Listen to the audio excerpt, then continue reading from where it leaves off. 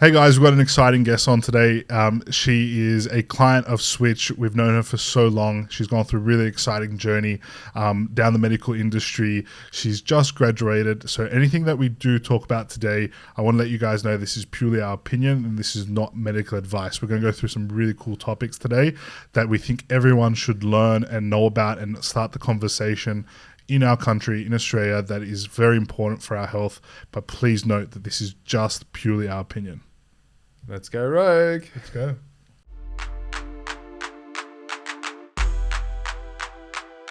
Welcome to another episode of the Rogue Treatment Podcast. James, we had to split that one up again because you wouldn't stop talking. Me? No, Danny wouldn't stop talking. It was all you, mate. But we welcome back Dani, and we've got a lot more to talk about. And we're going to try and fit this all in. We'll hopefully finish on time today. We'll see how we go. Let's get started. I want to ask you a question. Yeah. And this is like we have as you know, we're physios, and physio, we were taught, some things that then became sort of outdated later on. And as we know, like medicine is constantly changing. What is something that you've learnt at uni that now we've sort of changed direction, or maybe it's not as, I shouldn't say gospel, but it's, we're changing a direction from what was taught in that curriculum. Because you've just finished. Is there anything that's already changed?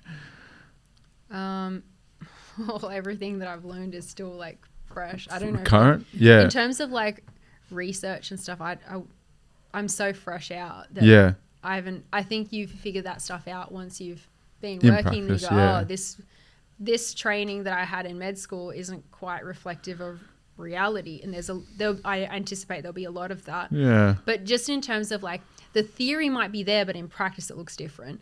I just haven't got to that point yet. There is a bit that I learned from placement, but it's nothing compared to what I'll see next year. But what do you mean? Like, what's an example from physio? In physio, it would be like, TENS machines. We do, like, as you know, we do needling and stuff like that. That's not taught at uni. At uni, they still do teach, I think, TENS machines, interferentials and things like that. It's a disappointment if they do. And who was I? I was speaking to a student that just graduated, and they said, look, when it was presented to them, they said, we're going to look at this because it's part of the sort of curriculum today, and that's just what we just have to tick this off, but we're not going to assess it because we've sort of moved past that, which I thought was quite interesting. We definitely, obviously, as you know, in our practice, don't use TENS or interferentials and machines and stuff like that. And because physio's just moved in a different way. Yeah. And in fact, we're going to talk about sort of the natural remedies and things like that. We use, a lot of our methods are based off like Chinese medicine, Yeah. They're all doing cupping, gua sha, and Tai Chi. Like movement principles. Yeah. They've been around for thousands of years. Yeah. So, I suppose like in saying that, I would say that when we're taught medicine, and I get why they do this, they teach it to us in systems. Like we learn through it like a spiral. So we start off with broad concepts and foundational concepts, and then we return back to them, but when we revisit it, it's at a deeper level of knowledge. It's a bit more specific case studies, and then we go to other topics, and then we come back to that topic in a different light. So the whole idea is that we start broad and then we get more and more detailed. But we predominantly learn in systems when we do that, and we learn to evaluate patients based on like system presentations. So, and it's just pattern recognition. Like when we learn about, say, a cardiovascular exam, we learn all these signs on the hands and the arms and the face and the mouth and the chest and front and back of the chest, and there are signs or clinical features that correspond to conditions, cardiovascular conditions, and then we wrap that up and say, oh, that's the cardiovascular exam, and we're basically pattern recognizing traits. And we learn that in a system. But sometimes I think what's happening with primary care, especially in GP, is that people presenting with like lightheadedness and gut issues and skin conditions. And it's like, are we looking at this as, okay, let's look at the lightheadedness through cardiovascular and respiratory, and then let's look at the gut issues from a gastrointestinal exam. And like, are we looking at it in system based, or are we putting it together and going, is this a case of someone who's lightheaded, got gut issues and skin condition? Is there something that's underlying all three of these? Because there are a lot of conditions that can explain all three of those coexisting. So, and it's like this, are we transitioning away from like this super specialized system-based approach where we kind of not integrating the whole picture together and moving towards, well, at least this is what, towards the end of my degree, I feel like I'm learning now to bring this stuff together. Because patients want you to bring it together. Patients want an answer for all of it. Sometimes it doesn't exist. Sometimes they are separate issues.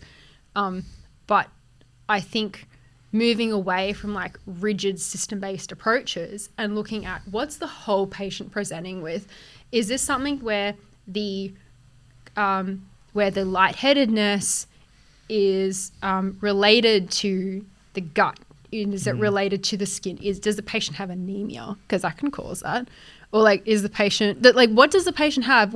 And asking properly histories that go beyond just a system-based history. Like, ask more questions, have a look at more things when you're examining them. And I think that's what we're bringing it together, because that's what, from a naturopath perspective, that's what they're doing. They're saying, oh, it all comes down to this, or it all comes down to, they're looking at it holistically. Yep. And so I think the future of medicine, and we're already embracing like patient-centered care and stuff, that we're looking at this holistically as well now, because we know if we don't do it, patients are just going to, well, a couple things will happen. If we don't do it, then we can miss stuff.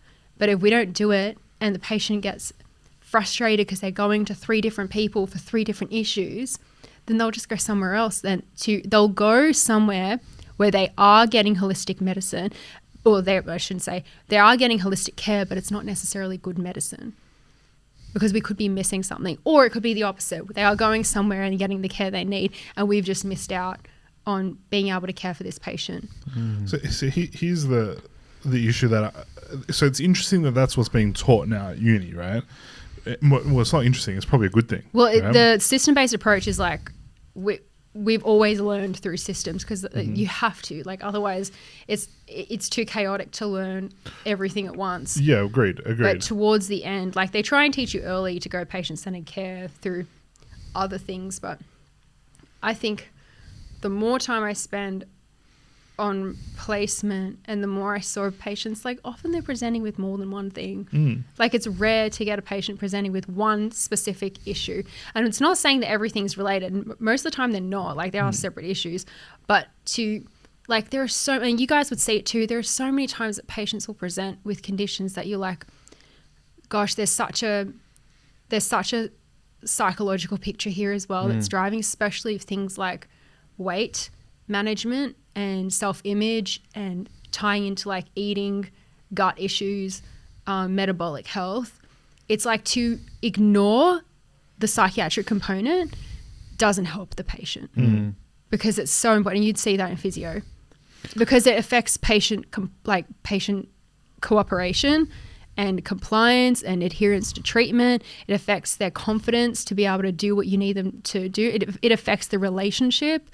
If you want to have a good relationship where the patient comes back and they come back in enthused and like, yeah, I did this and this was my result. And like, it's hard you need to bring the patient with you. You can't be talking at them, and you can't be like putting everything in its box, because the average person doesn't think in boxes. They put it together and they're going to you saying, yeah, help me, I've got these issues. But you'd see it too. Yeah. Do you think that's why, and this is why I said that's where the issue lies, right? Because it's probably not the approach of health in general currently. And that's why there's, when I say currently, it's not in maybe what's getting taught, but what's being applied out there, right? Whether it be physios, GPs, I'm sure we could go down the whole list of health professions where they're not looking at people holistically. And here's my issue, right? And I guess that's also why there's the emergence of holistic health. Like, who would have known what the fuck functional medicine was 2 or 3 years ago? But now functional medicine is this big thing, and realistically, it's just looking at the body holistically, right, as opposed to individualized. And the same problem is in the physio profession, and like I said, other health professions. In the physio world, we're not taught to look at someone holistically. We're taught to analyze the injury, maybe look above and below the injury, and that's it. Yeah. Like, there is no... So where does it come from? Experience to go, like, is it your experience then? Yeah, but here's the problem, though. If you're relying on experience, how long does that take? Yeah, right. And then, like and then you said... have to have people skills to be able to put that together. Correct. There might be something else going on here. So, and I'm not saying that there's a fix, or I don't have the solution, right? But that is where I believe that there is now mistrust in some of the health realm. And again, I'm not just talking doctors, I'm talking generally. It's why there is this social media emergence of bites of information that people then latch onto, right? Yeah. But I also don't think that that's wrong either, because, and this is what we're talking about, obviously at the start, is like, at what point is our system outdated? Yes, we might be learning the most recent shit at uni, but in practice, it's not the most recent. Yeah. In practice, it is outdated. Again, I don't know about hospitals. I'm not talking about medicine in general. I'm just talking about health in general. Even the way hospitals are, everything is in teams. Everything's in a box. Like you even said, you got your cardiology team, your renal team. Your everything is teams based. So which we get. People are looking at it through their lens. Like, sometimes you'll get like a really good doctor that's putting this together and reading everyone else's notes and go, oh, I think I know what's going on with this patient. Yeah. But then they'll be called voodoo. No, but then you end up so bogged down by doctors. These. Well, it's we've almost framed it as it's not they're not incentivized to look at the patient that way, in a way, because it costs too much time. To look at the patient in every lens, it's like, well, is the cardiologist the best person to be evaluating this person's rheumatological conditions as well? Probably not. You want a rheumatologist looking at it. Here's my issue with that, right? If you were to put that in any other profession, they would say bullshit. Yeah, I know. Like, we've become so specialized. You've come from the financial industry, right? Yeah. If you said to someone in the financial industry, no, I don't want you to worry about the dollars and cents of today, just look at something else. Yeah, I know. Like, it doesn't make sense. No, it wouldn't make sense. Like, or even in insurance companies, right? Insurance companies, whether it's life insurance or business insurance, car insurance, they look at the holistic aspect of that individual, right? Even if we go down to life insurance companies will do blood tests and urine tests and get every fucking note. It's a bit too much information. But they're insuring your life. Yeah. And they would be able to predict better what's going to happen to you than a doctor would. How does that happen? Well, because they're looking at it from multiple... I get what you're saying. So like I said, I don't know if I know the solution to this, but what I don't understand is, and this is what I'm challenging. I'm challenging, is the system of health outdated, right? Maybe not from the learning aspect, because you just talked about things that I didn't realize that they were teaching, right? I guess it's still systemized, but, we didn't get taught... We got taught the word patient-centered care at physio, but we didn't get told how to do patient-centered care, right?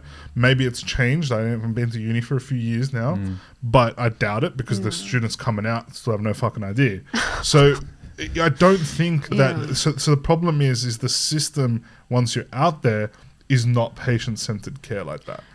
I think we're trying to be more patient-centered care, but I think it'll be a generational shift. I think it's going to take a generation, and it's going to change the incentive structures, because I'll give you an example. So right now, when you have an appointment with a doctor or a specialist or whatever, it's all itemized through Medicare. So you'll get billed the consult fee or the it's built in a box as well. Yeah, it's like we've itemized care to a point where people are aware of exactly what they're paying for, and like practitioners are aware exactly what they're providing that they can itemize, because it's just, you get no compensation and there's no incentive for compensation to do all this extra stuff that's outside your realm that might be considered holistic, like in terms of on average and at the levels that it would take to transform the industry. When you say incentivize, right?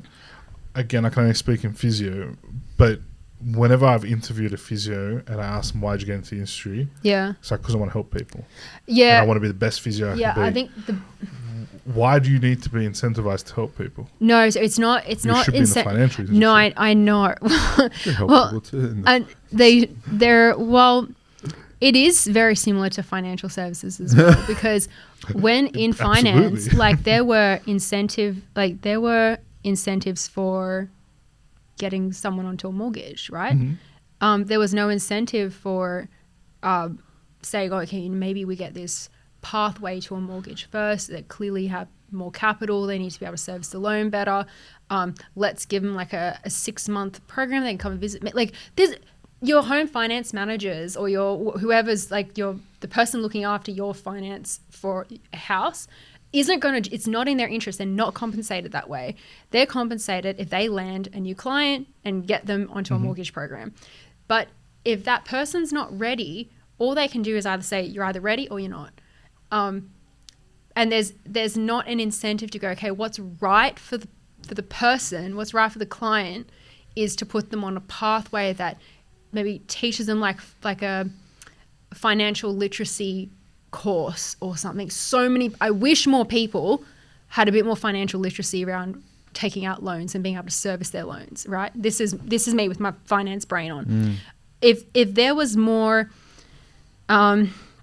investment into getting people more financially literate or more business literate, say if they're trying to take out small business loans and this is their first small business and they want to take out $200,000-$300,000, it's like, well, do you know anything about running your own business? Do you know any, like, and not for people to interrogate that, but to just say, can you service the loan? Do you have savings? Do you have capital? How are you going to make money? How are you going to pay it on time? Just to kind of give people the confidence to be able to make these decisions and not feel like they've taken on such a huge like loan and it scares the crap out of people if this is the first time. It's so scary. They've taken out so much money and it's so hard to service and they don't have a plan, and then they need people to help them take out more lines of credit, and it gets really convoluted, and you kind of wish someone's not ready. Could we have not offered them something to kind of bring them on a journey? Maybe it takes 6 months, but then they'll be ready. But there's a reason why people don't do that. Because there's no incentive for that. Not only is there no incentive, that takes time. And then I don't get the answer now. And I don't get my mortgage now. And it's same in health in a way, that we want certain things done now. And sometimes there is a genuine time push on certain things, but sometimes it takes time to do the right thing for people. And our system isn't, because we've got certain incentive structures, we've got to itemize everything. Same with physios. Like, you guys don't have a code for, we only have one code. In like, you guys two. So first initial appointment and then follow up. That's it. Follow up. And then I found that there was a code for some other, like, it was like a products based thing, and it didn't do anything anyway. But is there anything that you like, you guys, because I feel like this is, everyone can relate to it. Like, is there something that you think that if you had a code for, that it would be so beneficial? You know what? I don't. Again, we're going down the like incentive-based holistic, structure. Like instead, like if there was a Medicare billing code, or if there was some form of, there should be more funding for the one code. But it's I don't think like, what there's would enough you like emphasis to on do that. that you? I suppose so. Like expanding the parameters of what you can Because include. Because what would you like to include that you can't include now that you think would be better for holistic medicine? Look, that code allows a lot of our scope of practice anyway. So it's not like we're not able to do that. Anything that's not under that code or anything like that. It's a little bit different in medicine. Like there's obviously lots of different. There's codes so much time constraints as well. Like if it's not. So for our coding, our whole scope of practice is covered under that code. So that's not the issue, right? The issue then becomes that the value that people place on our service is the value that's placed on that code. as opposed to the value of their health. Yes, 100%. That was what I was sort of going into, is in like we've articulated the value of that line item. And so like culturally, Australian culture, we're very aware of what we're getting when we go into Medicare. Like when we go to the doctor or go to a specialist appointment, we're expecting a face-to-face appointment. We're expecting information or referral or a script. Like we're expecting someone to listen to our chest, or like we're expecting the doctor to touch us to examine. We expect them to ask us questions. We want an experience, but we know the item, what we're paying for. And bulk build, please. And because we know what we're entitled, like, because people know what they're entitled to or feel entitled to. Yes, of course. But and they also want an answer now too. Like, there's definitely a push for time on it. Could I tell you that the people that most invest in their health don't use private health, don't use Medicare, don't use public. No, they don't, because I think this is something that the private sector does a lot better than the public sector, is understand the idea of we're selling an experience, not a product. We're not selling a service. It becomes that anyway. Yeah, it does. But we've got in marketing and stuff, we got this thing called the 0 point of sale, which is before we sell a product, we sell your expectation of the product, or your expected experience of the product. Outcome. So like Coca-Cola does not just sell Coca-Cola. Yeah. Nike does not sell shoes. Like they're selling an experience or a status or an expectation. Doesn't sell physio, we sell solutions. It's like, well, that's what you're. He was waiting you for actually it. remembered. He was waiting for it. You're selling coaching. You're selling loyalty. You're selling deals. You're selling a community. You're selling so much more than the line item that's sent to Medicare or that's sent to private health. It's not like, it's so much more than the line item, because you've created this expectation. But I don't think, my opinion, I do not think that we do that very well in community health, like in public health. Yeah, and then maybe there isn't the scope to do that, and APRA have rules around that. So there's a reason why that doesn't happen, but that doesn't necessarily solve the health problems, and if you want to call it a crisis, that we have in our country. Yeah, you're right. I do think that if we looked at healthcare more as an experience rather than as a service, if we looked at it as I'm going, for example, if I was to go to the GP, I'm getting so much more than my consult with. Yeah, but you're paying for that. Yeah, I know, because it's all itemized. Now. Yeah, I know, it's all itemized. But if it was, but you're saying you're not going for your chest or your headache or whatever. You're going to check up your body. Yeah, well, it's not even like that. It's like I'm going for a healthcare plan, right? Yeah. It's like this is going to take. So if I was going to the GP for a healthcare plan, there are people who have chronic health conditions do it all the time. Correct, but that's why it's more of an experience they're for in chronic health conditions. Yeah, and I think they're billed as like follow-ups and stuff, but it's a package, right? Like it's exactly the same. This is why I think allied healthcare does a really good. They do it really well, because it's like this whole idea of you're presenting with an issue. We have the initial consult. We have a soon follow-up to check your progress. Then we have a longer series of follow-ups.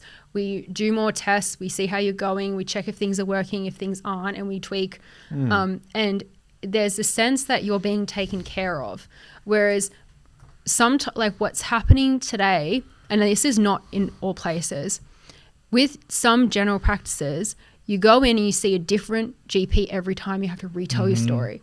It's like a revolving door of different practitioners. You can barely get an appointment where you need it. You see it 3 weeks after you've got your issue, or you try and go into another place to get it sooner, but you're not seeing the person you want, or you don't even know the doctor. You see a different doctor every time. There's not this continuity of care. There's not this this continuous experience that feels like I'm coming in, and this time I'm seeing the nurse who's going to check everything and take my bloods. She's going to take my blood sugar, and then she's going to help me do my BMI weights and everything. And then I'm going to come back in a month, and then doctor's going to review my medication, and we're going to have another blood test. This is happening, Danielle. This is happening in the functional medicine space. Yeah, because they're probably tapping into that part of the market that wants this type of medical care. But that's what I'm saying. Like, that's why the emergence of functional medicine we wouldn't have even known about before, but now it's there. Is it functional medicine? Is that like the... I call it functional medicine, call it holistic medicine, like, whatever you want to call it. Is this right? like Holistic naturopaths and stuff? No, not naturopaths. These are doctors, right? These are doctors that are looking at... Yeah, they're looking at your DNA. They're looking at your overall blood Yeah, because they're test. presenting this, and it's probably all privately billed as well. 100% it is. Yeah, because because they're doing something. Like, they are looking at the whole, or at least they're portraying that they're looking at the whole patient. And I think that comes from and I imagine the reason why patients are going to these places because they're craving someone to look at them as a whole person. This is exactly what I'm saying. And they don't want to see, they don't want to currently see this revolving doors of GPs that they see someone different every time they go. They can barely get an appointment. They're always out of pocket. And they're like, I go in for 5 minutes. They check my blood pressure, give me my refills, and then I go, and they've not asked. Get my prescriptions. Yeah, it was like, I'm going to say something that I don't mean like disrespect to doctors when I say this, but the current system is to keep people sick. The current system isn't necessarily to help people. Well, I think it's a reframing though, because I don't think it's intended to keep people sick. I'm not saying that. I'm not saying that. I'm not saying they're doing harm. I'm just saying it's just the way the system is. Yeah, I think the way the pharmaceutical system incentivizes, the way that doctors aren't incentivized to look at people holistically. Yeah, it creates a spiral of shit. I think that's changing. I hope so. I think people are wanting more holistic care, and I think doctors, especially like my education has been constantly on about patient-centered care and look at the whole patient. Don't look at them as a set of symptoms. Like I think things are shifting both in patients' expectations and in how we're being taught to think about this differently. But I think it's going to take time to do that, because I look at the way, and I think the government's spending and their incentive structures and where they put the money around, like investing in community-based clinics rather than more in community-based clinics rather than constantly just in acute care. Because I think investing in chronic health in the community and management of chronic health in the community is so desperately needed. Yeah, but the government does that just as a blanket. I know. They did that at the start of the year, or was the end of last year. They said they were going to invest in community-based care, and I think any GP clinic could get access to 200 grand worth of government funding. And then what did they do with it all? They upgraded their fit outs. I know, but that's not just upgrading poor, your service. that's just really poor management. I'm talking like, for example, we know that chronic pelvic pain in the community is really prominent. It's a huge issue. It's a huge issue, but we don't have fully integrated pain clinics. Like we don't. That's just. But do we need we don't pain have clinics? that. Yeah, we do. Because I think it's like 1 in 8 women have endometriosis. 1 in 5 have chronic pain. I'm talking about if we look at it again holistically. Like again, a lot of the endometriosis diagnosis probably comes down to environmental factors. Oh, I think that there's a lot we don't know about that. But that's its own topic, right? But my point is that the care of those types of conditions, I think the future. Again, yeah, I think the future of the care of those types of conditions, it should be proactive, preventative medicine, and it should be in the community. My opinion, it should be in the community rather than waiting until it gets so bad that it presents to hospital. Yeah, but again, like I come back to that. I'm with you. I agree with preventative community care. And the preventative community care has to be holistic, because irrespective, however it needs to come out, I don't care. Because the future, I think there was I don't remember the number. I think it was 22 clinics rolled across Australia. The government announced a couple of years ago, and I think the latest numbers this year were 22 kind of integrated pelvic pain clinics where they had GPs, gynecologists, pelvic physio, dietitians, like they had and a couple of other allied health like psychologists and stuff. There was this integrated clinic. I mean, like it might not tick all those people for every clinic, but the idea was that we have these centers that at least can be like a hub for these patients to go to so that they're getting better care rather than having to go all over Sydney for something that they could just go straight to one place that can give them more integrated, better quality care. Yeah, but I don't think we need that though. I think we do. I'll explain why I don't think we need that. Right? When I was at uni doing EP, there was a study done by the uni. I was part of this study. I had to administer these programs, right? And it was just a PCOS study. The university was running one. Anyone that had PCOS had to come in, do a lifestyle modification change because it was for EP, right? Yeah. So they came in, did strength training. I think it was like 2 or 3 times a week. Were put on a Mediterranean diet, or it was a calorie restricted diet. I can't remember exactly, some sort of diet, right? And there was like 2 or 3 factors that were measured prior to them starting and after. And I remember one of them being blood glucose levels. Yeah, right? For sure. Yeah, so PCOS is a huge metabolic component.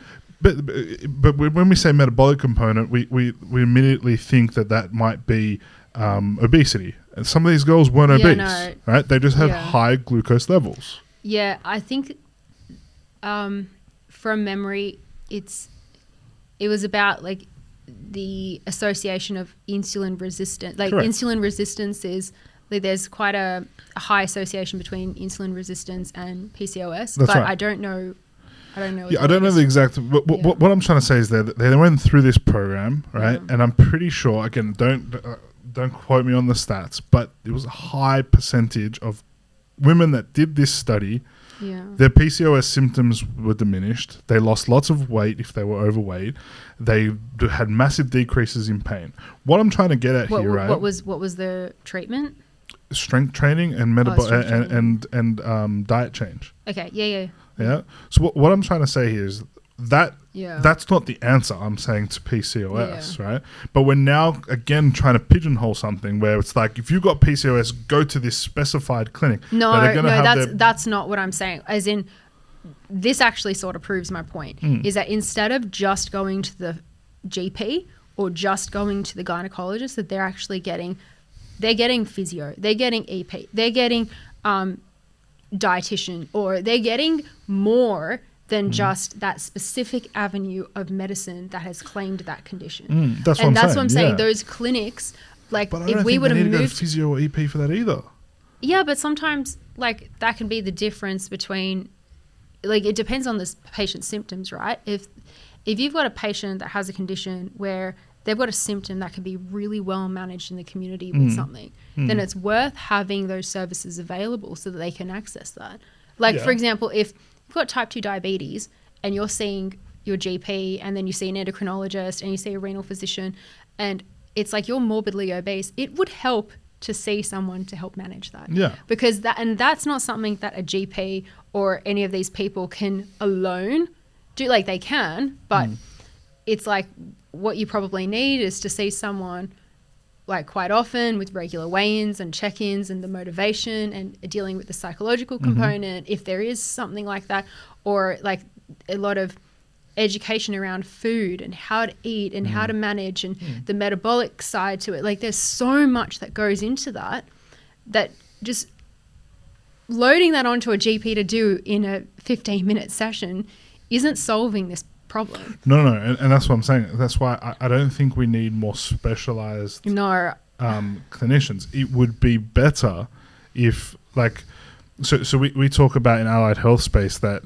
and it's difficult to do, but sometimes it's easier to have, your podiatrist, your EP, your physio, all in one super roof, convenient right? for patients as well.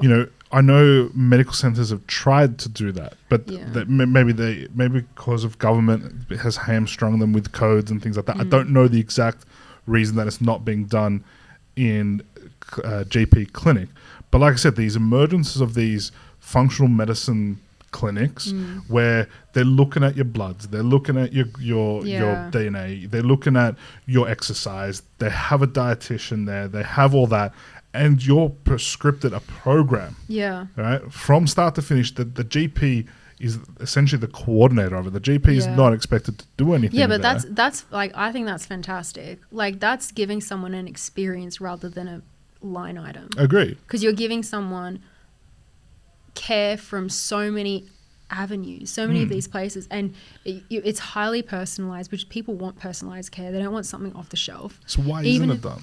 Because I think it's how we frame it to people. Like if like, I think there's so much of a as well. Yeah. Danny, is it also come back to you guys going rogue, by the way? So we're going off on tangents. I'm looking at this bloke. No, because you know what I was going to say. You know what? We don't need all this if we just ate just better wants- and didn't have seed but oils. the- and yeah, didn't but have the thing is, I knew you were I wasn't There's- heading to that, but like there's so it's a yeah. symptomatic It was in the back of problem, your right? mind. Because you kept referencing like environmental factors and things like that. And Yeah, but But there's that's a we know symptomatic that, problem. Yes, yeah, but we know that activity there's is one of them and all that sort of thing. But it's like what we were talking about at the start is like what are you putting in your what are we eating? What are we eating? surrounding? I know, and that's why like I do believe that. Like I do believe that the way we eat, what we expose ourselves to in the environment, like this stuff is significant. Like in my opinion, this stuff is important because like but no one's talking about that. Our health is so much more than what we do. It's what we eat. It's how we act. It's things reinforce each other. If we are unhealthy, we tend to create an unhealthy environment. We eat unhealthy. It becomes normal for us, so we eat more unhealthy. We don't exercise. We surround us. We might drink more, or things sort of slip because once you normalize a certain level of unhealthiness, that becomes normal. So you don't see a difference. Right. It's like if you've grown up eating fast food once a week, that's so normal for you. It's healthy if I eat fast food once a fortnight. It doesn't mean eating fast food once a fortnight is good for you, but it's so normal, and people think they're genuinely being healthy if they go a week without fast food. Yeah, so sure, that's under healthy. Their calories, right? But like there are other ways to. That's right. Like eat unhealthy doesn't mean like eating unhealthy doesn't today. Eating unhealthy isn't just about not eating like just eating McDonald's. Like there's so many other ways you can eat unhealthy. Like I said, if you literally go to Coles these days I or know, Woolies, you might think you're grabbing fruit, veggies, meat, fish, and you might be sitting there going, "Hey, like I'm trying. I haven't got anything processed here." Yeah, I know. Right? I know. But the reality is, yes, it may not be processed, but it's packed with pesticides. The fish has probably got shitloads of mercury in it because it's farmed.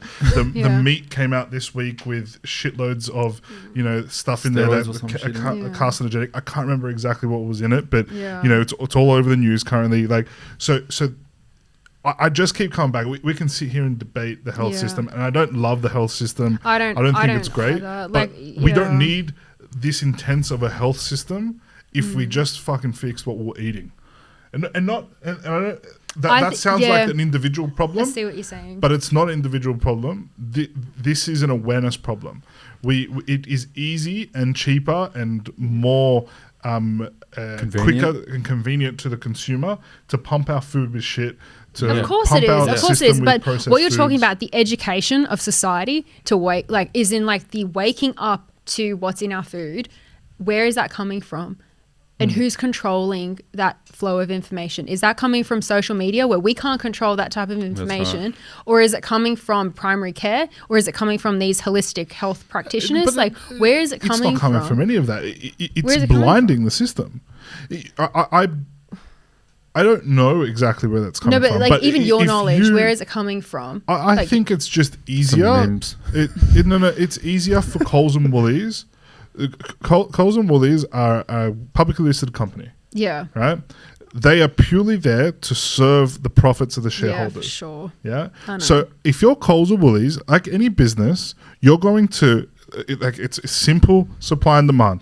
I've got a demand of a product that I need to keep high supply of, but I need to get it at the lowest cost so I can make the most profit. That's plain and simple. So then if you're the person supplying this, and you're a farmer And naturally, I can have pests. I can have pests that eat my crop. The weather might change, and I don't get as much of a harvest, and all this kind of shit. But I know that I've got demand on my product, as whether it be tomatoes, whether it be a fucking cow. So I can't have this tomato plant go shit. So I'll pump it with pesticides. I'll put shit in the soil to make it grow faster, irrespective of what the end product is. So where does that come from? It comes from natural supply and demand. And I don't have a problem with that, right? Because that's capitalism. I'd prefer that there is capitalism and socialism, personally. Yeah. Right? But at the same time, that doesn't mean that we need to be buying that shit. That doesn't mean the education can't come out, right? Because just like when we know that cigarettes are bad for us, right? People still fucking buy them, right? And they'll pay whatever it costs to buy them. So I don't think that we should be penalizing the if you want to sell shit produce, but put the education out there that, hey, what you're buying is going to kill you, is causing a metabolic disorder. That's why you need to go to the doctor more. That's why our health system's overrun. And then it's your choice whether you want to buy meat for $2 that's filled with shit that will eventually kill you. And I say the word eventually because it's not going to kill you when you eat it today. Or you pay $10 for a piece of meat that's sustainably sourced, has all the nutrients you need. And you know what? You probably only need that plus one other thing on your plate, and you will have all the nutrients and calories that you need for the rest of the fucking day. Yeah. Look, I engines are running hot. I get what you're saying. I do. I feel so torn with this because my concern is, where is our information coming from? Like, who's telling us? Because the thing is, everything is going to have a limit. And like our listeners, this is going to be, a lot of them, it's going to be like, what the hell are these guys talking about? I've never heard anything. Lettuce is going to kill me? So, okay, like let's put this on a spectrum, okay? So things that we are readily accepted as a society. We know, for example, that processed meats aren't great for us. So we know this. Things like hot dogs and stuff are terrible for you. We know this. Unless you're at footy. It's good for you. Even things like heavily processed cereals and stuff. Like Special K is, I'm pretty sure it's not even legal in some countries because it's so genetically modified. Like, yet we just blindly consume this for breakfast thinking that it's healthy because Special K is in commercials where it's put with fruit and it looks really healthy. But in actual fact, so many of our cereals are pumped full of sugar. But not only the sugar, what about like things like All Brand that it's are like promoting GMO corn and everything? I know. Cardboard. You're literally just eating processed chemicals that are passed off as healthy. If your food does not, I kind of approach this as, if your food does not look like food, then you shouldn't be eating it. Like, but even then, though, that's what we're saying. Like, even then, like, yes, it might be better to eat a tomato no matter where it comes from. But but then there are issues like I get what you're saying. Yeah, I'm just. But like, we've got to put this too. on a spectrum, right? So on one end of the spectrum, I think everybody understands that things like super sugary, highly processed foods are not good for the body. We know that they're not good for the body. I don't think people know that enough. Okay, but for the sake of my spectrum, we know that there are some things that we can broadly accept that, we know these aren't unhealthy. There's a good amount of evidence out there that says this is not great for our body, and it is not good to consume this day in, day out. And then I also don't think people realize how toxic sugar is to our body. Oh yeah, so not sugar just that it's bad, poison. Like, correct. It is so bad for you. That is not known. I think it's the same thing now with. Don't ask Dani about tap water. Oh no, I mean, I'm just stirring the pot here, guys. I've got a. Tell us about the spectrum. Okay, so the spectrum. I'll move on the spectrum. So what my point is that there are some things on one side, on the one hand, there are some things that we just know are not good, and everyone, no matter where you come from, you'll be like, yeah, that's probably not healthy. Like, we have a reasonable skepticism of that particular food group that we know it's not what it's cracked out to be. It's actually not good for our bodies. And then we could go to the other side of the spectrum, which is people getting information from these sources about certain foods or certain food groups or certain acids or like random tiny ingredients that go into our food, saying that this is going to kill you, it's so toxic, but it's in everything. And it makes people feel paranoid. It makes people feel scared to eat. And it's not, I don't think, unless there is unless it's backed up by good evidence to the point where it filters through our like it filters through society in a way that's really evidence-based, and it's given to people with an alternative for something else. But if it's just these little pockets and sound bites on YouTube and Instagram of these people saying this particular chemical in all these different foods is really bad, you should avoid all of it, it's like, well, that's half a supermarket for some people in certain communities. Like, there has to be But why is some that chemical balance. in our food to begin with? Pardon? Why is it there? Sometimes it's people Population coming up with control. No. Sometimes it's people Because you think everyone's gonna. This is all going to kill people. like No, my, I'm not. I'm saying thought- it causes these issues No, that it's- eventually contribute to our yeah, mortality. like I'm illustrating the point that there are some things that are just super fringe that you only hear about on the internet, and it's not filtered through like government. Like, not that we always say go by what the government says, but we're not hearing it through primary care or we're not hearing it in society to the levels that we ought to hear it if we're going to treat it seriously. Like, it's just sort of in the echo chambers on the internet. And so we need to find this middle ground about foods that we know are unhealthy for us, foods that, given all the new evidence, is not good for us, but then giving people still some freedom and not making them feel paranoid about all the time about the food they eat.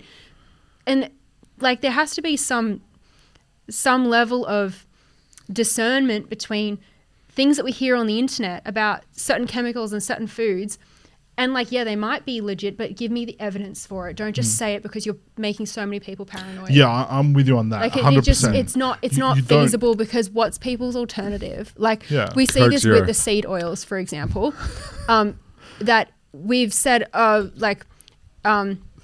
there's so much fear now with certain seed oils, and I understand it, because I wouldn't want to drink seed oil, sure, I wouldn't give it to my kid, but like, what's the alternative? Look at the price of olive oil right now. Look at the price of like That's avocado oil, and like, what are you going to make people use instead if they've grown up with olive oil? Yeah, Or they beef tallow and ghee ghee, and these lard are all have all been alternatives. demonized, and they're cheap.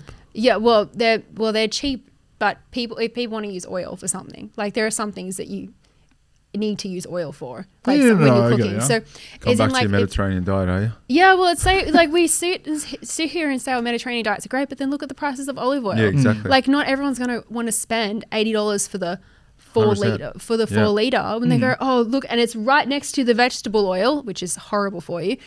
Right next to the vegetable oil. And if it's not gonna Woolies, change and you right now. the vegetable is $6 for But the same again, it amount. comes back to supply and demand. Yeah, I know. Right. So if these vegetable oils, which don't have a fucking drop of vegetable in them, Yeah. were banned and not allowed to be sold, Yeah. then there's still a need for olive oil. Yes. Yeah. Yeah, Right. which is going to drive the price up even more. No, it won't. Yes, it will. No, Supply it and won't. demand. Do Because you take away the that's other not- oils? But exactly. But then me, if I was in that position and I saw that olive oil was $80 and I can produce it and sell it and make a profit for 40, and I undercut the market. Yeah, but do you have an orchard of, or is it Yeah, a but grove of hang on. olives? I can go out. I went to Yeah. Mudgee in the middle of the year and I bought a freaking 2 liter container of oil Yeah. from the guy that made the oil Yeah. in Mudgee for $20. Oh, wow. So this is the thing. Yeah. We are controlled by the consumer price that we see at the end. Yeah. Right. And I also think that Coles and Woolies make a huge profit. Exactly. That's what I'm Yeah, trying to say. So mitigate the like, source sometimes. you know what? Good on them. That's Yeah. their job. That's their job in the marketplace, to make money for their investors. All right? Yeah, like, but I think when we're talking about the food, like the basic food, it shouldn't be. I don't understand why we're living in a society where why is it cheaper to be so unhealthy? It is so expensive to be really healthy. Like, and I know that there are all these hacks about how to do this for cheaper and that for cheaper, but we shouldn't have a fruit and vegetable section where we have organic, so it's not sprayed with pesticides, and then we have a non-organic section that's not even called non-organic. It's just normal, and then we have a special organic section. Why is that? Like, why do we have to pay more for something that is healthier for us? Because they've got to make their money back. So the cost of producing The non-organic, it's going to be more expensive. I get that. it doesn't necessarily mean that it's more expensive. It means that I can't sell that as quickly as I can sell my pesticide one. And it also won't last on the shelf as long. Correct. Yeah. But again, it won't last on the shelf as long because people will buy what's cheaper. I know. But then this goes to that spectrum because it's at some point, and I've done this so many times, I'm like, I would love to get my whole salad organic, but it's not there, or it's sold Not out, convenient. or it's so expensive. I'm just like, like I'd rather just make myself I'll use the other vegetables. That's what I'm saying. We're now making a choice because we're dismissing. So you're having to make a choice because no one's willing to tackle the fact that these things are potentially harming us. If there was widespread knowledge that pesticides are harming us, if there was widespread knowledge that whatever it is, and I'm not trying to be inflammatory here, like there is clear evidence that certain processed foods, vegetable oils, whatever you want to call it, have an impact on our endocrine system, right? Have an impact on what happens in our guts. Yeah. But it's not education. There's nothing being talked about it. It doesn't serve the government purpose to do that. And I think even it kind of saddens me in a way because I know that even if there was some fantastic, really robust evidence out there, which I'm sure there is evidence that exists. I don't know how robust it is and how significant it is, but even if there was so much evidence out there, I think it is too expensive to change the world. Like, I think it's going to take a generation for us to change it. It will take time. It'll take so long to change. But I don't think it's there'll the be cost that's the issue. I think it is the cost. The cost of changing? Like, in terms of switching out seed oils, 100%. Seed oils, like, the canola oil that comes out of like places like Canada or Ukraine is which is a byproduct of motor oil of the rapeseed plant, which is an industrial lubricant, or was an industrial lubricant. Or lubricant, sorry, yeah. And it's only after it's so highly processed to get it fit for human consumption, that it's one of those things that even if you did have all this evidence saying how bad it was, even if there was so much, I don't know how much evidence is out there, but even if you could prove that this was so bad, it's going to have huge economic ripple effects because it's a huge export for some of these countries. But how's that a problem though? It's a huge problem. We're talking billions of dollars. We're talking an entire industry. We're happy to shut down like the oil industry. We're happy to demonize. Yeah, but look at the ripple effects. Look at what's that military industrial complex. Yeah, but we don't want to talk about shit that's killing us. I think it's. But this is what. No, I don't think it's. This is hard to say, but I don't think it would be a bad thing if these industries changed, but it would take time and things would be really unstable. And you're talking billions of dollars here. It's not something that is a small business that it can in a more agile way can change something. Like you're talking huge factory farms. Like you're talking decades of businesses making money off this thing. Like I don't think it's something that's going to happen. Yeah, but don't forget, like a lot of these oils are put in our processed foods and things like that. No. So let's say, for instance, like bread muesli bar. Yeah, muesli bar. All right, a muesli bar has so bad. Has seed oils in it as a binder or whatever that is. Yeah. But you can make a muesli bar without seed oils in it. Yeah, you can make bread. Look at the bread from Coles or Woolies. I sometimes look at the ingredients in their bread. It's got the wheat flour is thinned out with soy flour. It's got canola oil in it. Sometimes has vegetable oils, which means it's worse if it has vegetable oils because you don't know what mix of oils it has then. It's just they say vegetable oil and they put pictures of vegetables on the outside, but it's really not vegetable oil. It's like different seed oils in different concentrations kind of blended together. And you don't quite, unless it tells you what the ratio is, you don't quite. It's not required to. Yeah, I don't understand why. I've started to just my family makes our own bread now. Yeah, so Flour, do we. water, yeast. We bit of don't even sugar. use oil. You know, use oil. We don't use oil in making bread. No, we don't. Like the only This- time we this might is use what I'm oil is trying like to a say, like- tiny bit of olive oil if you like on your Yeah, but hands or even something. then you don't need it, right? You don't even need it. You don't even Okay. need it because But you're talking Yeah. about the collapse of an industry Yeah. when we're putting a lot of this shit in food that doesn't need it.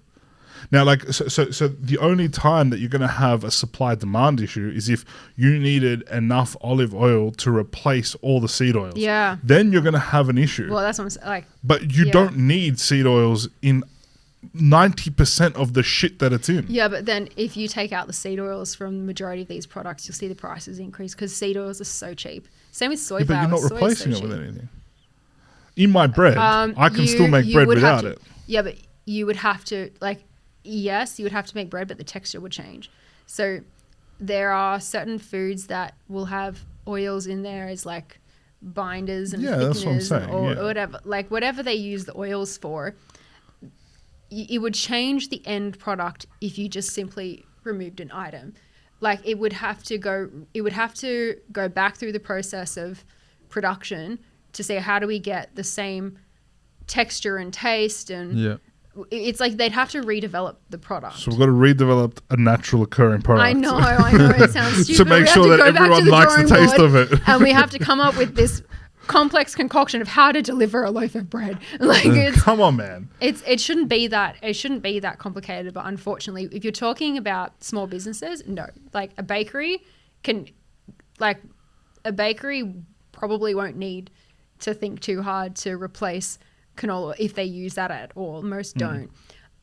But these big scale like the Coles bakery or the Woolies bakery Yeah, that your put tip it in the, tops and your yeah, like Helgas as in and- like that's you're talking a bigger industry here. Yeah, I'm baffled sometimes by the ingredients in some of our food, and I look at it and I'm like, why does it have that in back it? to though, like if that loaf of bread now that costs, I don't even know if it's like $6, right? Yeah. And Helgas and Tip Top, poor them have to go work out how to do it without seed oils, and it's going to cost $12. But I can buy Yeah. organic flour, water, Yeah. yeast for $6 and make 5 loaves of bread. I guarantee you, Tip Top and Helgas will work how to fucking do it cheaper again. Yeah, they would. They would. Because the thing is, like, once you make bread yourself, it's so easy. It just takes time. That's all. It Correct. just takes So, time. so they're feasting on the fact that people don't have People don't the have time right now. But just like when it costs too much and you find an alternative, Yeah. it then brings the cycle back around again. They will get away with it for a period of time, charging double the amount that they do right They now. already do. Like, bread should not be that expensive. Exactly. But then eventually, when the masses go, screw this, I'm not buying a loaf of bread for $12, I'll make my own, it all comes back Yeah. around. They'll get away with it for a period of time, but not for forever. Yeah. Unless flour costs too much. But even then, our flour, right? Yeah, but that's Like, what I'm saying. If that's we what I'm make a saying, we wholesale break- stamp on that Yeah. and go, no, let's go back to making organic flours that aren't fucked with Bleach. pesticides and bleach and go back to all that kind of stuff. Yeah. All right, cool. I'm not saying that everything will stay dirt cheap. There is going to Yeah, be I know. fluctuation. The thing is, we're living in a time where we think that, you get what you pay for, that if you get this really fancy loaf of bread, then it's going to be better quality. But then we're living in a time now that you get what you eat. Like, you have to look at the ingredients, even on things that appear really premium products. Like, there are so many times where I'll be looking at a product thinking that it probably doesn't have this stuff in it because it's marketed as this high-end product, and I'll look at it and it's like, it still has this shit in it. The only high Like- end is the Branding's good. wrapping around it. Yeah. Yeah, exactly. Or it's like one ingredient in there, and I'm like looking at the rest of them, like, you're still using dirt cheap products and have, I imagine, huge markups. Like, our pasta shouldn't have any canola oil in it. Yeah, how does that? It's not needed. I know, it's not needed. At least there has been some progression there with, that we have to put that. I mean, these companies have to put the ingredients on the back of the pack. Yeah, there but has there been are some still- ingredient, yeah. some progression there, and you do know Yeah, that's true. In Australia, we But- mandate that. But still, when people say it's going to take a long canola time. oil, the average person does not know what goes into the process of canola No. oil. No way. They think Or it comes from vegetable oil. from sunflower seeds. From a canola. Yeah. Yeah. Yeah, or a canola plant. Yeah. And it's like there's Or no even such thing right. as a margarine. canola If plant. you ask anyone where margarine comes from, Oh, they'll probably say sunflower. sunflower seeds. Yeah, I know. Yeah. It's not- But at Like- the end of the day, like you say, it's not going to change right now. I think it's going to take forever. But like, it's about trying to get a different message out there and try and challenge people's opinions. And I hope Yeah. we've done that today. I'm sure we have. Oh, we've gone off on tangents. We've gone off on in some huge So rogue many tangents. This agenda that I set, guys, is just like, It's gone. He's upset. He can't do his We checklist didn't at the even- end. I of was the like, podcast. oh so my much for keeping God. us in. Like, you're like, I'm going to make sure that we stay on forget agenda. it. Forget it. You had one That was job gone. and you failed. You guys Yeah. just started going rogue and I'll let you go. But no, it was, Yeah. I think it's important that we do get that message out there and like, you know, it's refreshing that, you know, Dani, you're going into the workforce now and, you know, that we're going to have difference in opinions, like, you Yeah. know, and challenging different ways going forward. You know, we're going to get better I information think out there. that's so the people key, though, right? know Like, it's what's not they're about consuming. anything we've said isn't gospel. Like, No. these are just things that both of us are interested in because we know the status quo Yeah. isn't right. Yeah. Yeah. But it Yeah, doesn't necessarily. We're not trying to yeah. elicit fear. We're not trying to, you know, No. say that everything is completely wrong. But it needs to be discussed because Yeah. there is a problem. Yeah. This And- is what I was talking about when I was talking about like that spectrum. Like that we're talking about things on that edge of the spectrum that we're talking about things that we suspect are unhealthy, and we know there's been some evidence out there, but it's not in the mainstream yet, or we kind of wish it was more known. But it's going to be a process bringing this into light. Like it's For sure. like we're really now really trying to talk about seed oils and stuff, but 10 years ago we weren't.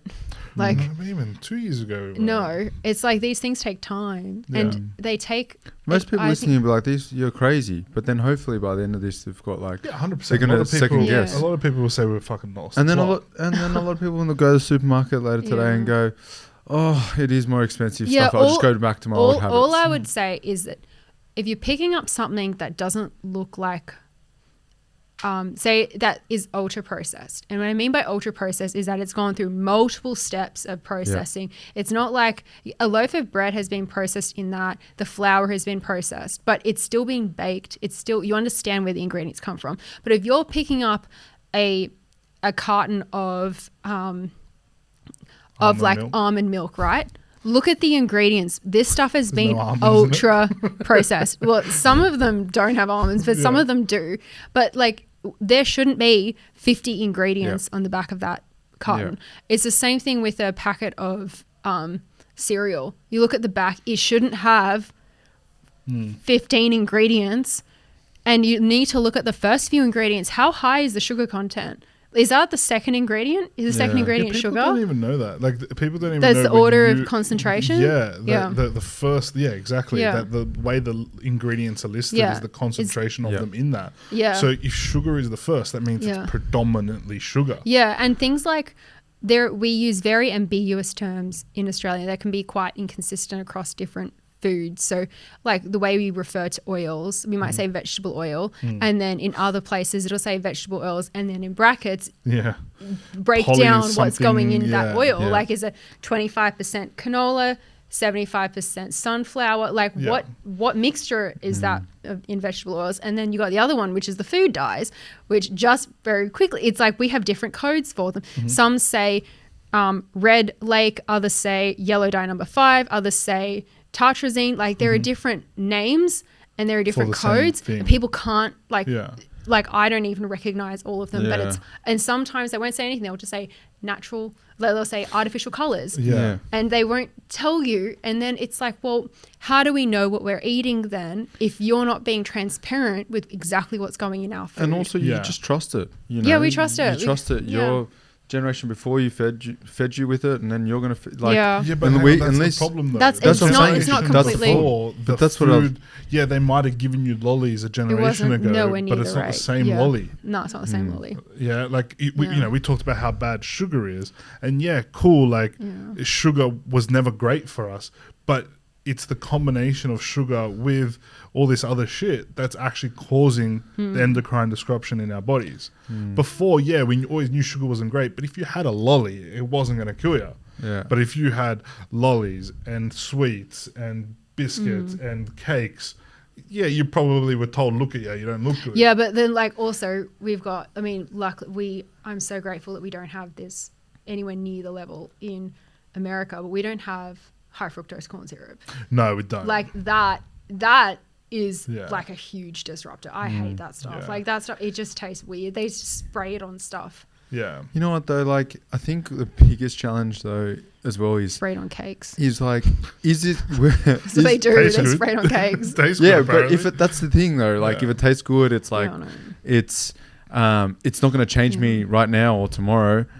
Understand it's going to play a role later in life and what have you. But we're in a society there. It's like, what's cheap? What do I get? What's going to make me happy? I want this. So I'm it's going to get it about right instant now. gratification that we Yeah, love sugar instant too gratification. much. Yeah.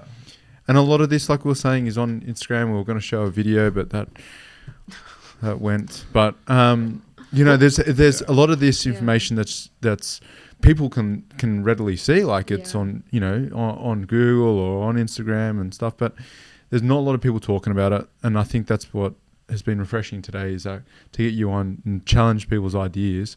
And you know, well, I think that you'll make a difference when you're a GP or wherever you end up going. But yeah, I mean, did you have any other comments that you wanted to sort of wrap up things with? Because Simon's got to go. Yeah, for Simon dinner. told us he wants us out of here. Because we've spoken about a lot today. Yeah. You know, we're talking about you know, the universities and like learning things in boxes, and we spoke about that in the last podcast and how important it is to understand the box. Whenever we're not going away from that, you have to know what's inside the box to then sort of like connect with other boxes and things like that, and to look outside it. We spoke about seed oils. Spoke about business, gone through a lot. business, like financial Yeah, industry. Yeah, your journey. Capitalism. Oh, we didn't really touch on that. Yeah, We didn't really. No, it didn't. That's the whole influence of, I guess, the... What's happening to Yeah. our private health system? Yeah. Yeah. Private providers, they've got more leeway because they can charge. That's they right. bill That's privately, right. so they can do more. Yeah, exactly. Yeah. Exactly. Yeah. Yeah. Otherwise, you can't provide the service that Yeah, but people do you expect. think that private health insurers are keeping up with that? No, they're not. Yeah. The, I think so too. Like, but Medicare is not private health. That hasn't changed in the 13 years that I've been there. Yeah. It's maybe gone up. I think What when I first started in the industry, Medicare rebate was $55. It's now 61. What is it now? yeah, 50. I think it's like 50. Or Oh, 58, maybe it's 59? I don't know. Yeah, it's high 50s, low 60s, maybe. Yeah, so it's Yeah. gone not even $5-6 in 13 years. Yeah, Yeah. So it's not, But it's even not like keeping up. private health. Private don't health think hasn't private changed. health. Rebates private health haven't changed. doesn't- Yeah, it doesn't. It's. I don't feel like I'm getting a lot of value. No, but you're paying more. Of course, but like it makes you think how much there's such an opportunity for private health insurers to step up in this space because people want holistic care. They want more services. They want more back from what they're paying, and they're paying more to the private health insurer. But then it doesn't feel like you're getting your money's worth if you're paying for all these additional services but getting like a pittance back. And that's the confusing thing, right? Like, and I can only speak in physio, and I know we've got to wrap this up, but like, you know, it's always been in your private health, you know, no matter what you pay per month, per week, per year, whatever it is, right? You got your add-on services. If you chose physiotherapy, you got $600 and you usually get about $30 per session back, right? Yeah. That hasn't changed in 13 years, 14 years. You still get $600. Yeah. You still get $30 per session. Yeah. But then your rent goes up, your services go up, your wages have to go up, so your service fees have to go up. And so that's getting passed on to the consumer, and they're not getting the keeping up. proportion. No, they're not getting Back. the course back. Yeah. But you're paying more Yeah. in your your. Oh yeah, I know. I feel it. Yeah. but that's the thing that I don't get. And again, I don't understand private health industry. It's not my job to understand. My job is to I provide barely physio understand service, it. right? I barely understand it. I So- wish that there was more I'm sure there's a transparency. justification. I wish there was more transparency in private health insurers. Like just to be upfront with how much would we get back? Because so many of them say like, Oh no, they do that. but I don't like. You really have to read into it. to get that information. No, they're a little bit more transparent now. So you can go on a website and it will tell you if you dig around. Like you got to press a couple of buttons. You gotta I don't dig around that much. Yeah, it won't tell you when you go on a buy. Honestly, but the average person, like me included, an average person, like I just want an insurer that gives me what I need, not a package. I want to be able to pick out the services that I'm actually going to use. Yeah, I don't you can never get what you wanted though. I don't want all this other stuff. I just want, say, physio do it that way and on purpose. there are certain services that I just want, and I want to be paying for what I use rather than paying for some super saver package or whatever that has a bit of everything. And it's like, well, yeah, but again, that comes back to what we were saying before, right? Where they know that as an average person, you might not want ophthalmic surgery because you go, my eyes are sweet. Yeah. But your age bracket, your particular demographic needs it more than you think you do. So too bad you're paying for it. So there's a reason behind it, right? Yeah. But I just don't think the benefits back to the consumer have changed in 13 years, but the price. Yeah, no, that's definitely true. So either doctors are charging a shitload more because a lot of that's covered. Yeah, but you could say the same thing, like the Medicare rebates for initial consult haven't gone up yet.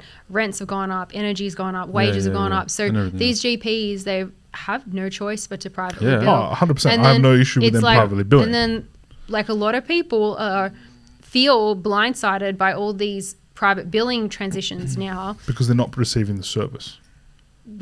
Well, that's because they're having to pay for it now.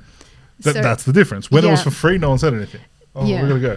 But when it was for free, no one said anything because I'm in bulk bill. Well, now it's almost like, now that we're paying for it, we're now but now we're paying for it. We become more. I pay my taxes. We become more discerning about what are we actually. We become more discerning with what we're getting versus what we expect, and then more critical of am I getting what I've paid for? And what am I to be able to go?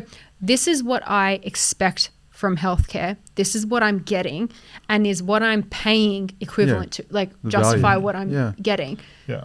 Like, is it matching up with my expectation? Exactly. Do I expect holistic care because I'm not going to get it? Or if I am getting holistic care, am I prepared to pay a bit more for that extra bit, which goes back to what's my expectation? I'm paying for an expectation. And again, we've grown up in a society that's expected healthcare to be for free. Yeah. Right? We're becoming... it's so cultural now. Correct. Yeah. But we're becoming... our healthcare system is becoming a lot more Americanized than we actually realize. And we're just not understanding of that. Yeah, I feel like there are still places that bulk bill. There are still categories of people in the population that... I'm just saying it's become more... Yeah, like we're transitioning. Yeah, but look at the situation that we put these GPs in. Everything else has increased in price, yet they have kept their service. So what the only alternative that could happen was that instead of that the rebate increase with the cost of living. And if that happened, then maybe, I don't know, maybe we wouldn't. Maybe the price. I don't have an issue with doctors charging. That's not my issue. What do you mean then by Americanized system? That we have to pay for healthcare, and you can have your copay. We're not a socialist healthcare system anymore like the UK. Well, I don't think we ever were. We never were. We were a little bit more than we are now. But we still have quite a delineation between public healthcare and private healthcare. Yeah. No. I'm not saying that. But even then, we've moved away from that with the introduction of private health. Private health was only introduced by the Howard government in like the early or late 90s, right? So what I'm saying is, since that period, we've become more Americanized, but we have the expectation of the UK system. And now, I'm not for or against either because there's limitations in the UK system as well. Yeah. All I'm saying is that our entitlement doesn't match our expectation. That's what's happening. Cool. Fuck, we went for a while there. Harry's getting fucking I'm getting anxiety. my boot out. Oh, your boot. Oh my gosh, I haven't even thought about what goes in the boot. That's a bit gross putting on the table though. Okay. Tell him. He's up. They're clean, to be fair. Oh, okay. Dani. Yep. I'd like you with. I mean, you've challenged a lot of ideas today. I'd like you to give us a little challenge now, and for our next pod, which you don't know the topic of yet, we don't know the topic of yet, we don't know the guest yet. Yeah. Well, you obviously don't know. I want you to give us a little bit of a challenge to look at whatever we're going to be talking about in a lens that is going to challenge us. Okay. If that makes sense. I think you may. Look at you rolling up your I think- sleeves. Well, I she's think- ready to go. No, it was. Oh, but we coming can't undone. look, I right? know. Yeah, Oh. just going to put it in here. in Okay, the she's boot. gonna put it here for next time. So to look at it through. From a different lens, yeah. So from a lens that like might challenge an idea that we're Can going I to be talking explain about. it? Absolutely. Or like, can I say it? Yeah. Okay. Oh, I might say it before I write. I'll write it after. But I would encourage us to think about when we thinking about health and eating and exercise and lifestyle, to think maybe for a moment of what would my grandmother do, or what would my grandfather do? How would they approach this? Because what they ate, how they behaved, like that generation ushered in the freedoms and the lifestyle that we have today. Yet we're losing sight of what made that generation so great, because we don't eat the same. Cigarettes. We live in such a convenience culture, and a culture of now and me and the individual that's so supercharged that we've lost that community connection that they had, but we also have lost that kind of going to the roots of, they knew what they were eating, they knew where their food came from, they were like most of the time they were sourcing their own food. Their exercise was integrated completely with their lifestyle. Life was a bit simpler back then, but they were also more connected to people. They had very different types of stress, the kind of stresses that we couldn't even imagine. And I feel like it puts everything into perspective when we talk about health and lifestyle and business and luxury and struggles and stress, that if we just take a moment and think, what would my grandmother do? Yeah, nice. Yeah. I like love that. Yeah. I love that. Very good. All right, I have write to that down. remind Pop it in the myself boot. sometimes. Thank you so much for coming on. My Thanks, pleasure. Dani. We'll see you in the clinic soon, working those shoulders, although they look a lot better since you've stopped studying. I don't know about my posture. I'm still working on that. Very good. Thanks, guys. Thank you We very look much. forward to the next one. See you Great. later. Well, happy Bye. to hang out.